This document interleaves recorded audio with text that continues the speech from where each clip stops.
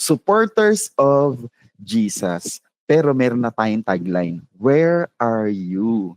Yon. So bakit ganito yung ating pag-uusapan? Kasi nga guys, alam ko, most of you, narinig nyo na rin naman yung mga pinag-usapan natin before na nung si Jesus Christ ay hinuli, meron siyang mga alagad, pero yung mga alagad niya mismo ay natakot din. Kaya sila ay tumakas, tumakbo, at talagang si Jesus Christ ay naiwan.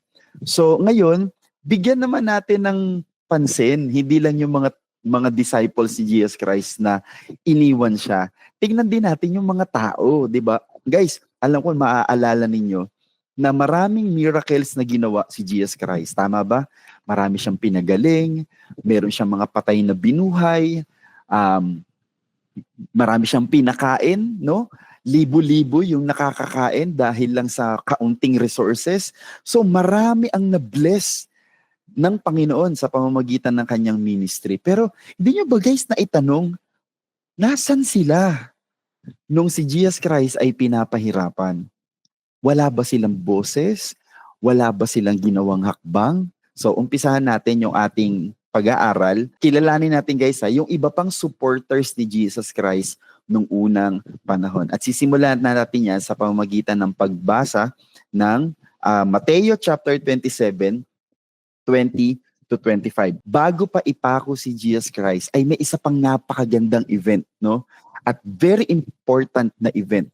Yun yung time na si Jesus Christ dinala kay Pilato. So actually, dinala siya sa dalawang Roman leaders.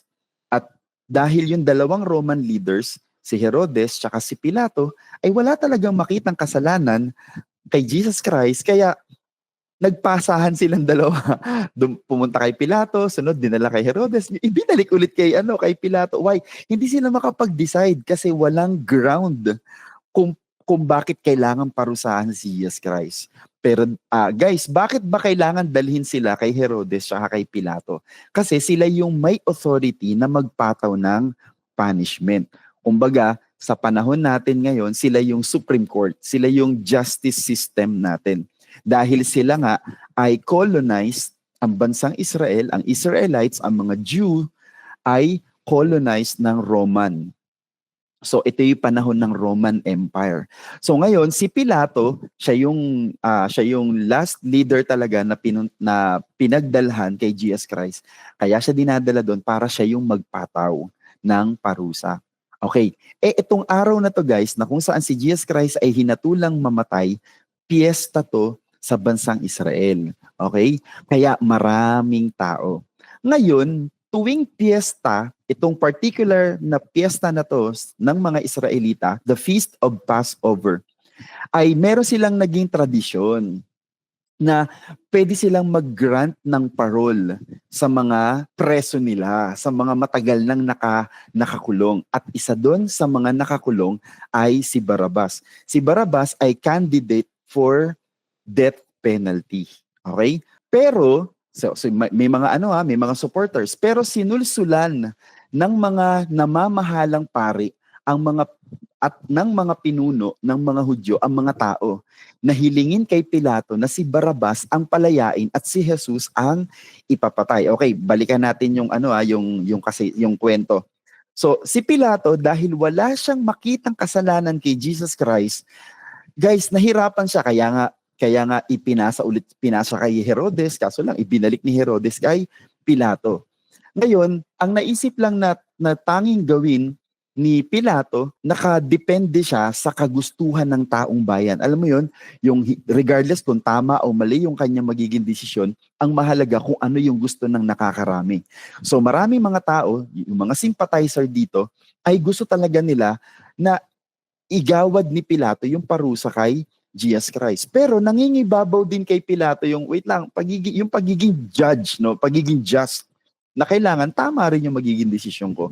Kaso nga lang, nangingibabaw sa kanya yung kagustuhan ng mga tao. So dahil walang makitang kasalanan nga itong si Pilato, so ang ginawa niya, okay, sige, pinalabas niya si Barrabas at pinapili niya yung mga tao. Again guys, ang pinag-uusapan natin, nasan yung mga taong ginawa ni Jesus Christ ng himala? Tingnan nyo binigyan sila ng choice ni Pilato. So guys, pwede talaga ang mangyari, magkaroon ng dalawang votes na palayain si Jesus Christ at merong palayain si Barabas. Pero guys, tingnan nyo bakit walang lumaban para kay Jesus Christ? Ayan, babasahin na natin Basahin ulit natin sa Mateo chapter 27:20. Pero sinulsulan, yun nga ng mga namamahalang pari at mga pinuno ng mga Hudyo ang mga tao na hilingin kay Pilato na si Barabas ang palayain at si Jesus ang ipapatay. So guys, yung mga pari na si binanggit dito, sila talaga yung galit na galit kay Jesus Christ at sila talaga yung may plano na si Jesus Christ ay patayin. Guys, tingnan nyo ibig sabihin, bakit kailangan sulsulan ng mga pari at ng mga pinuno ng relihiyon nila ang mga tao? Kasi naririnig na nila, nararamdaman nila na may defense, merong lumalaban sa kanila, merong kumukontra sa kanila, pero hindi natin alam kung paano sila sinulsulan.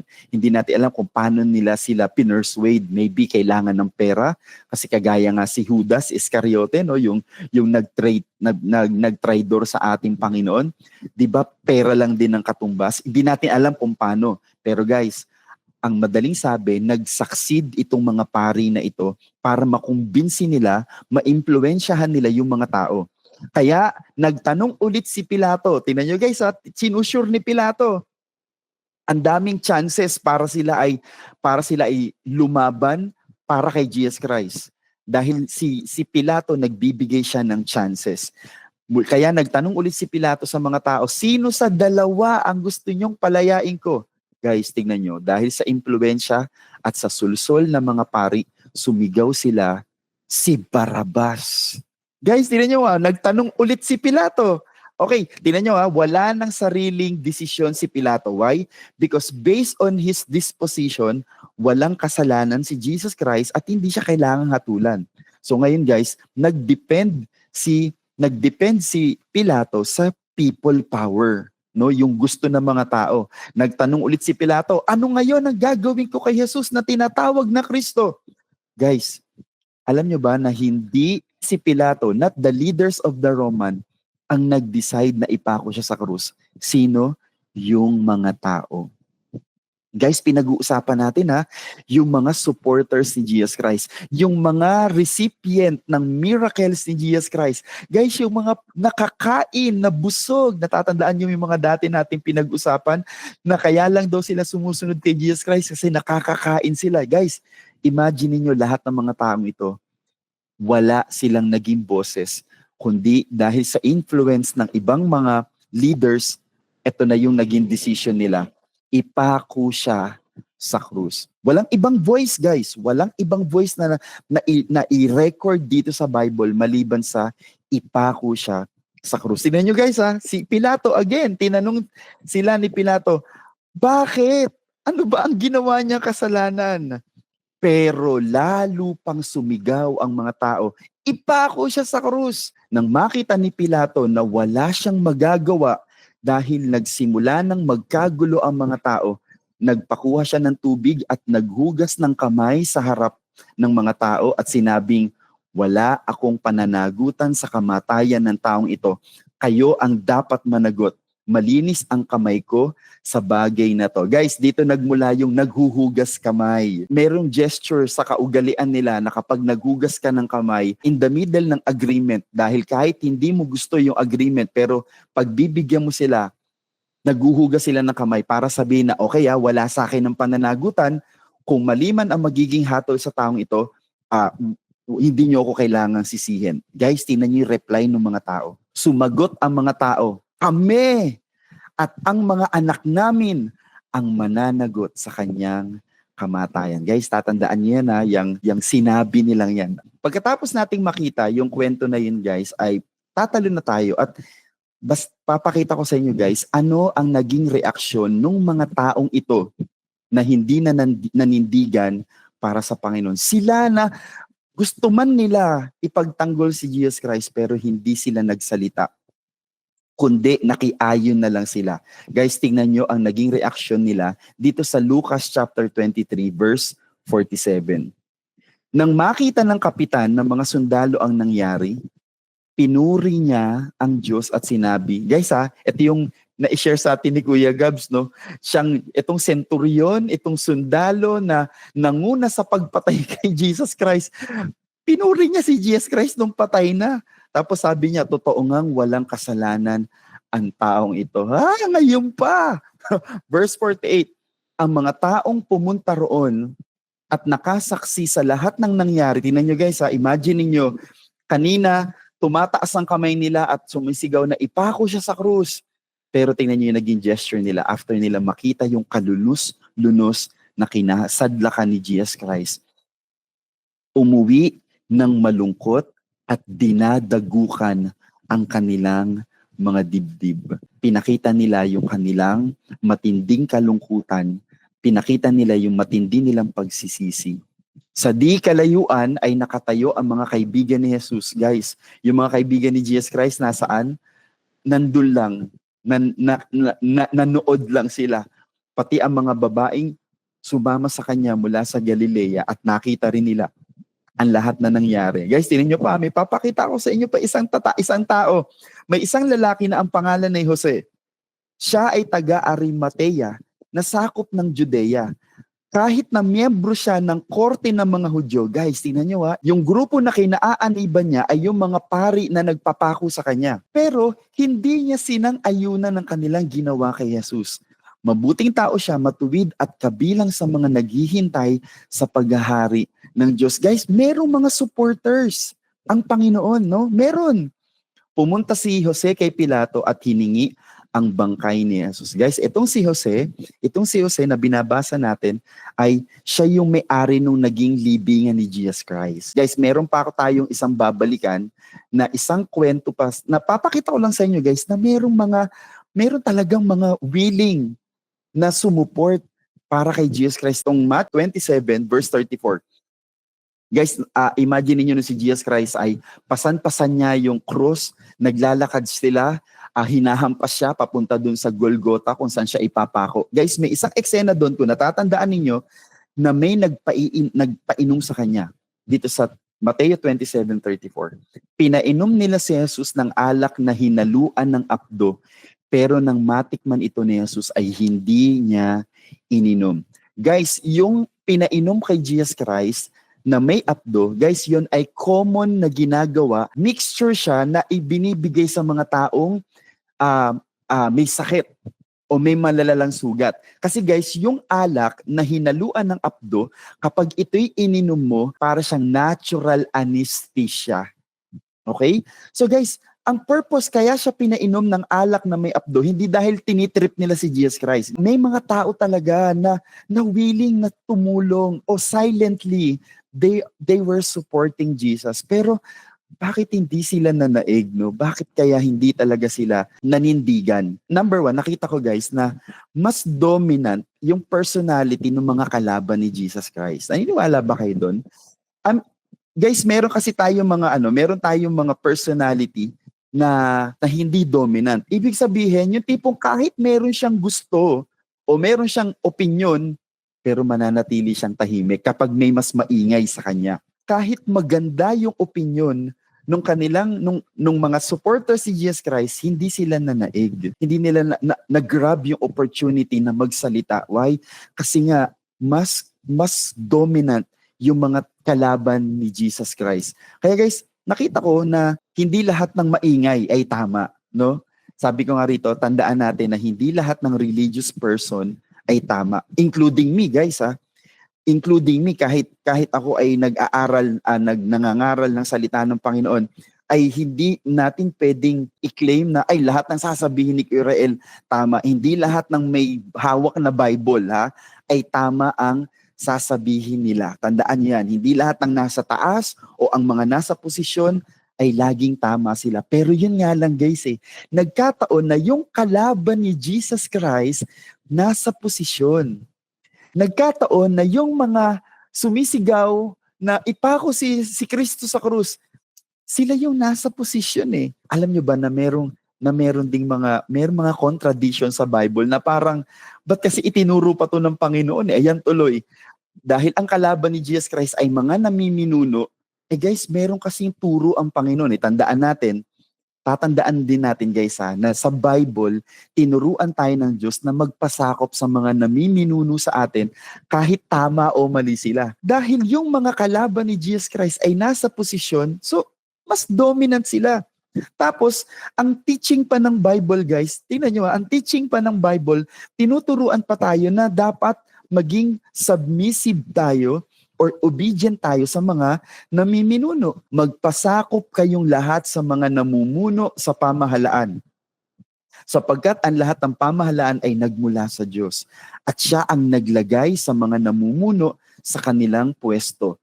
Kaya nga ang lumalaban sa pamahalaan ay lumalaban sa itinalaga ng Diyos at dahil dito ay parurusahan niya. Efeso chapter 6 verses 5 to 6. Mga alipin, ito naman, yung mga empleyado. Sundin nyo ang inyong mga amo rito sa lupa ng may katapatan, paggalang at pagkatakot na parang si Kristo ang pinaglilingkuran ninyo. Verse 6, gawin nyo ito ng kusang loob, hindi dahil nakatingin sila para sila'y malugod, kundi dahil mga alipin kayo ni Kristo na gumagawa ng kalooban ng Diyos. Ngayon, malilito ka tuloy. So, ibig sabihin, Lord, naiintindihan mo sila kaya dahil nanahimik sila nung inutusan sila ng mga leaders nila na mag-agree sila na ipako si Jesus Christ at palayain si Barrabas. Basahin pa natin sa Colossus 3:22 to 23. Mga alipin, ayan na naman, sundin nyo sa lahat ng bagay ang mga amo nyo rito sa lupa. Hindi lang dahil nakatingin sila at nais nyong malugod sila sa inyo, kundi gawin nyo ito ng buong puso at may takot sa Panginoon. Imagine niyo guys, kung ito yung teachings ni Jesus Christ, parang ang nai-imagine ko, nung ang Panginoong Jesus ay nasa harap ni Pilato, katabi niya si Barrabas, at pinapipili na ni Pilato yung taong bayan, tapos yung mga supporters si Jesus Christ, parang gusto nilang tumanggi at sabihin si Jesus Christ ang palayain, pero nung inuutusan sila ng mga leader nila, ng mga pare, o yung parang sa panahon natin, yung mga pastor, yung mga leaders sa society, at sinasabi, oy, hindi si Jesus Christ ang pipiliin nyo, ang pipiliin nyo si Barrabas. Parang guys, dahil ito yung teaching ni Jesus Christ, parang ito yung na-imagine ko, parang tumitingin si Jesus Christ sa mga supporter niya, parang nangungusap yung mga mata ni Jesus Christ na sinasabi sa kanila, sige lang, sundin nyo sila. Alam mo yun, yung parang yung mga supporter ni Jesus Christ, parang gusto man nilang sumigaw na, wag, wala siyang kasalanan. Mahal na Pilato, baka mapahama kayo kapag mali ang naging hatol ninyo. Pwede sila mga tuwiran. Pero guys, dahil ito yung teachings ni Jesus Christ sa kanyang mga alagad na itinuturo niya ngayon sa atin, nai-imagine ko talaga si Jesus Christ na sinasabi niya, okay lang ako. Okay lang, baka magalit pa sila sa inyo. Alam mo yun, yung my God, bakit ba ang Panginoon ganito siya magturo? Ito pa guys, sasabi sa unang Pedro chapter 2 verse 18, mga alipin, sundin nyo ng may takot sa Diyos ang mga amo nyo. Hindi lang ang mababait, ay grabe, kundi pati ang malulupit. Guys, no, grabe talaga ang Panginoon. I know, hindi ko na siya kayang ma-elaborate, pero isang bagay na nararamdaman ko kay Jesus Christ habang marami ang lumalaban sa kanya, pero nakikita niya yung mga taong gustong tumulong sa kanya, pero parang naging tahimik ang ating Panginoon at sinabi lang sa kanila, let it be, hayaan nyo na ako, hayaan nyo sila sa gusto nilang mangyari sa akin, no? And guys, tingnan natin ano yung ginawa ni Jesus habang walang ginagawa yung mga supporters niya. Number 1, nanahimik siya. Alam niyo, ito yung character ng Panginoon. Sabi sa Mateo chapter 27, verse 13, no? Ito guys, so nasa harap siya ni Pilato. Kaya tinanong siyang muli ni Pilato, bakit ayaw mo sagutin ang mga paratang nila sa'yo? Pero sa verse 14, pero hindi pa rin sumagot si Jesus. Kaya nagtaka ang gobernador.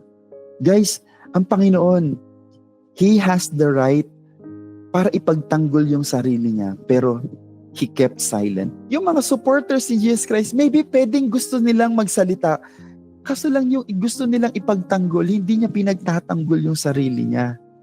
So siguro isa sa mga reasons kung bakit hindi na rin nanindigan yung mga supporters si Jesus Christ, kasi si Jesus Christ mismo, hindi na niya ipinagtatanggol yung sarili nila. So para na lang silang nakatingin doon na parang nawala na silang magagawa. Maybe this is the dead end for Jesus. Ito na siguro yung huling araw nung taong nagpakain sa atin at gumawa ng himala sa atin. Ano pang ginawa ni Jesus Christ?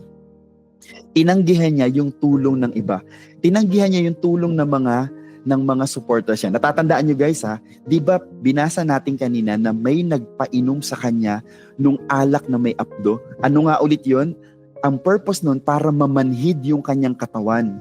Para kahit papano mabawasan yung sakit na kanyang nararamdaman sa mga sugat at sa mga latay na ipinalo sa kanya. Pero guys, nabasa niyo yun? Natatandaan niyo yung binasa natin sa 27 verse 34? Ulitin natin ha. Pinainom nila si Jesus ng alak na hinaluan ng apdo, pero nang matikman ito ni Jesus, hindi niya ininom. Ba't hindi ininom? Sayang yung chance. Gusto ko sanang ipakita sa iyo, Jesus, yung care ko.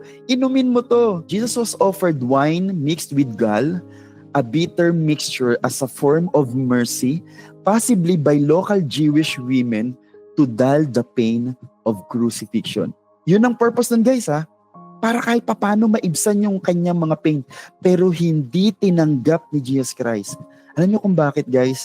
Kung bakit di tinanggap ni Jesus Christ, hindi ito tinanggap ni Jesus dahil naniniwala ako na gusto niyang danasin ng paghihirap ng lubos at walang anumang tulong ng mula sa ibang tao. Grabe, ang lakas ng trip ni Jesus, guys. Jesus, marami namang gustong tumulong sa iyo, pero alam mo yun, yung parang it is the reason kung bakit ako nagkatawang tao. It is the only reason kung bakit ako pinanganak. Kailangan kong maranasan ng pagdurusa na to.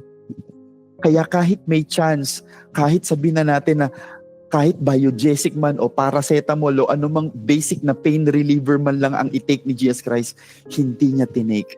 Why? Kailangan niyang pagdaanan yung pagdurusa. Amen? Kailangan makumpleto ni Jesus Christ na all effort ni Jesus Christ ang kamatayan niya sa krus. Alam niyo ba guys, nung naipako na si Jesus Christ sa krus, nakapagsalita pa si Jesus Christ. Ang unang-una niyang sinabi, tandaan niyo ha, nung naghugas na ng kamay si Pilato at sinabi niyang, wala na akong pananagutan dito ha. Anong sinabi ng mga tao? Kami ng mga anak ko, kami ng mga anak namin, kami ang mananagot. Ay grabe, proud na proud sila. Na tama yung kanilang ginagawa guys, na pagpapapako kay Jesus Christ. Sige, kahit hindi na ikaw mahal na Pilato ang may kasalanan, kami ang mananagot yan. Guys, hindi nila alam yung sinasabi nila, di ba? Hindi nila alam yung sinasabi nila na ang tunay na anak ng Diyos yung ipinapapako nila. Pero alam niyo guys, ito yung unang-unang binanggit ni Jesus Christ nung siya ay nakapako na, Ama, patawarin mo sila dahil hindi nila nalalaman ang kanilang ginagawa. Grabe na to si Jesus Christ. Yung guys ha, na-imagine nyo na yung mga tao, sabihin na natin, yung mga taong naggagalaiti na ipako siya sa krus, yung mga taong talagang atat na siya ay maparusahan. At the same time, may mga tao na gusto man siyang ipagtanggol pero nanahimik na lang sila. At guys, sabi pa nila, kami na ang aako ng kasalanan na yon. Guys, imagine niyo kung ito na ang pinakamasamang kasalanan na ginawa ng tao sa human history. Ang patayin ang anak ng Diyos. Pero guys, tingnan niyo yung namutawi sa Panginoon. Namutawi sa Panginoon. Ulitin ko ha. Sabi nila, kami na ang may pananagutan. Guys, hindi nila alam yung sinasabi nila dahil matindi yung parusa para sa mga dapat managot sa pagpatay sa anak ng Diyos. Pero tingnan niyo ha, ang ginawa ni Jesus Christ. Iniligtas ni Jesus sa pamamagitan ng panalangin niya yung mga taong umako ng pananagutan sa kanyang kamatayan. At hindi lang guys niya inililigtas sa pamamagitan ng prayer yung mga umaako ng pananagutan kasi dinamay pa nila yung mga anak nila at iniligtas sila ng Panginoon sa pamamagitan ng prayer. Imbis na panagutin yung mga taong yon, hiniling ni Jesus ang kapatawaran ng kanilang mga kasalanan. Anong sabi ng Panginoon? Alam mo kung ano yung reason niya kung bakit kailangan silang patawarin? Kasi hindi naman talaga nila nauunawaan yung kanilang ginagawa. Sa kanila, galit lang sila. Napakalawak ng pangunawa niya. Naintindihan niya yung mga taong sumisigaw at naggagalaiti na siya'y patayin at pahirapan. Kasi ito lang yung reason. Di naman talaga nila alam kung ano yung ginagawa nila. Galit lang talaga sila. Kaya nung namatay na si Jesus, yung mga taong hindi sang-ayon sa parusang ipinataw kay Jesus Christ, guys, di ba anong pinakita natin doon? Dinadagukan nila yung kanilang mga dibdib. Dinadagukan nila yung kanilang mga sarili. Tingnan nyo, sinisisi nila yung sarili nila. Sinasaktan nila yung sarili nila. Dinadagukan nila yung mga dibdib nila. Kasi sabi nila, yan, siguro ganti inisip nila. Kasi naman dapat kasi nanindigan tayo habang sinisisi nila yung sarili nila, hindi nila alam ang Panginoon, nauunawaan sila. Hindi nila alam habang sinisisi nila yung sarili nila, ang Panginoon pinatawad na sila. Hiniling na ng Panginoon sa kanyang ama na patawarin at huwag silang panagutin doon sa kanilang mga kasalanan. Why? Yung kasi yung pinaka-reason kung bakit kailangan mamatay ni Jesus Christ ang magkaroon tayo ng kapatawaran sa ating mga kasalanan. Naniniwala ako kung bakit kailangan manahimik ni Jesus Christ at kailangan niyang unawain yung kanyang mga supporters at lahat ng mga tao na nagpapako at nagpahirap sa kanya kasi hindi kailangan ni Jesus na ipagtanggol siya ng mga supporters niya. Dahil nung time na to, guys, si Jesus ang magtatanggol sa kanila mula sa kapahamakan ng kanilang kaluluwa sa impyerno sa pamamagitan ng kanyang kamatayan. He was silent. Sinabi niya, ang puso ng Panginoon, you don't need to defend me. Hindi niyo kailangan ipagtanggol. Parang yung pangungusap niya dun sa mga supporters niya na walang magawa kahit gusto niyang tulungan si Jesus Christ, pero gusto niyang sabihin ito yung parang napifeel ko sa puso ng Panginoon, hindi niyo kailangan niyang gawin. Okay lang. Kasi hindi ako ang kailangan niyong tulungan. Kayo ang kailangan kong tulungan dahil hindi niyo naiintindihan kung ano yung ginagawa ko para to sa inyo. Hindi ko pinainom sila ng alak na may apdo. Hindi sasabihin ng Panginoon, hindi ko kailangan na mamanhid. Hayaan mong maramdaman ko yung pain. Hayaan mong maramdaman ko yung mga sugat, yung mga alam niyo, sabi sa Hebreo, dahil nauunawaan ng Panginoon yung ating mga kahinaan. Kaya niya pinahintulutan yung pains, kaya niya pinahintulutan yung death, kaya pinahintulutan ng Lord yung torture para maintindihan niya yung mga pain at yung mga struggles, yung mga challenges na mararanasan natin in the future. Kaya sabi sa Hebreo, nakakaunawa siya sa ating mga kahinaan. Naiintindihan niya kapag dumaranas tayo ng tukso, naiintindihan niya ng Panginoon. Why? Because He allowed all these pains. At hindi niya kailangan maipagtanggol siya dahil kailangan itong pagdaanan ng ating Panginoon. Mga supporters ni Jesus Christ noon, umuwi sila, malungkot sila, pero hindi nila alam. They are all so privileged dahil ang Panginoon, sa kabila ng kanilang mga naranasan, sila pa rin ang priority ng Panginoon. Ito na yung pinakamalaking kasalanan na ginawa ng tao. Ano yun? Yung patayin yung nag-iisang anak ng Diyos. At yung Panginoon, yung pinapatay nila, yung pinapako nila, yung pinatorture nila, siya na yung pinakabanal sa lahat ng nabuhay sa mundo dahil hindi siya nagkasala. Itong pinakamalaking kasalanan at pinakamatinding kasalanan ng tao, ito rin yung pinakamagandang regalo na ibinigay ng Diyos sa tao. yung tayo ay magkaroon ng kapatawaran na yung kapahamakan na dapat tayo ang magdusa pero ang Panginoon ang umako nito. Then ngayon pag-usapan naman natin paano tayo mga supporters ni Jesus Christ ngayon. Amen? Paano naman tayo? Guys, kung yung mga supporters ni Jesus Christ, He let them to keep silent. Sige, wag niyo akong ipagtanggol. Pero ngayon, paano naman tayo na mga supporters ni Jesus Christ?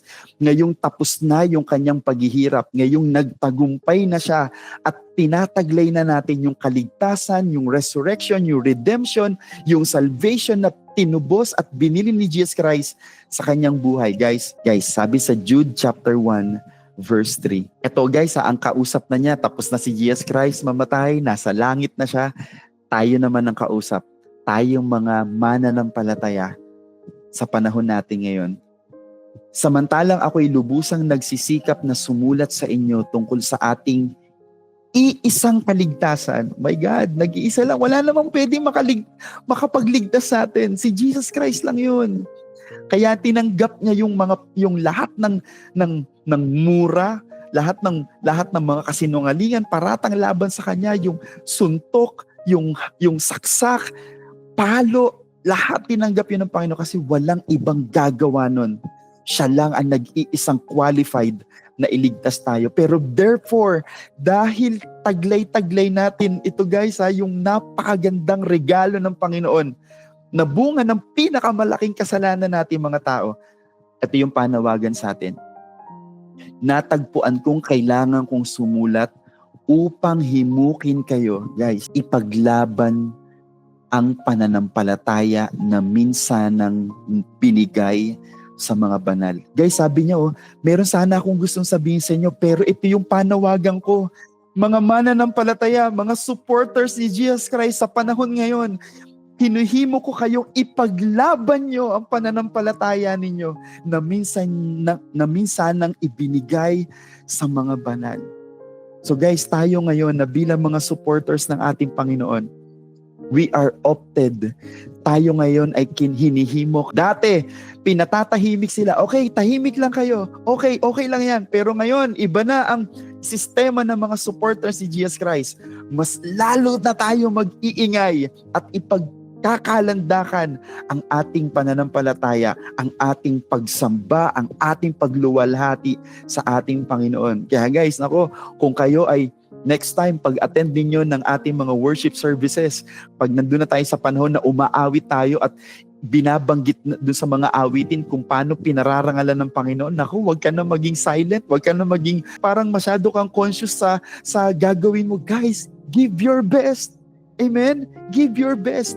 Be proud that you are the recipient of Jesus' so precious life. Ipagmalaki natin ang ating Panginoon. Why? Deserve ni Jesus Christ yun. Kung yung mga supporters niya noon na nahimik, ngayon mag-iingay tayo para sa Panginoon. Amen? Kilalanin pa natin ang ating tagapagligtas. Why? Dahil the more we know the Lord, the more He becomes greater sa ating mga buhay. At habang nakikilala pa natin ang ating Panginoon, habang patuloy pa natin siyang natutuklasan sa buhay natin, mas lalo nagiging malaki ang ating pananampalataya, ang pagtitiwala, mas lalong lumalaki ang paghanga natin sa Panginoon. At kapag malaking-malaki yung ating paghanga sa Panginoon, guys, lalong magiging matapang tayo na ipaglaban ang pangalan ng Panginoon. We can support and lift up the person if we know Him more, di ba? Kapag mas kilala natin, mas lalo natin siyang naibibida kapag lalo natin siyang nakikilala. Kaya guys, questionin natin lagi ang sarili natin, no? Sino na ba ang mga influence natin sa buhay natin? Pero guys, piliin natin na ang maging major influencer ng buhay natin ay ang Panginoon. Kaya guys, ipaglaban mo yung relasyon mo sa Kanya. Wag nating hayaang manghina, mawala yung ating relasyon sa Kanya. Ipaglaban mo guys yung relasyon mo sa Panginoon. Kasi yung relasyon na yan, hindi yan binili sa Mercury. Hindi yan binili sa Save More.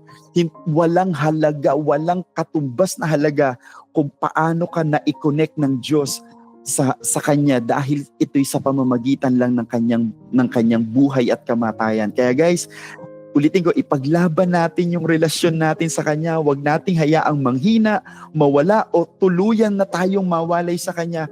Kung nafe-feel mo na parang kulang, parang empty na, parang nalilimutan mo na ang Panginoon, guys, tumayo ka kaagad, hakbangan mo agad, humakbang ka agad ng mga paraan para mas lalo ka ulit mapalapit sa ating Panginoon.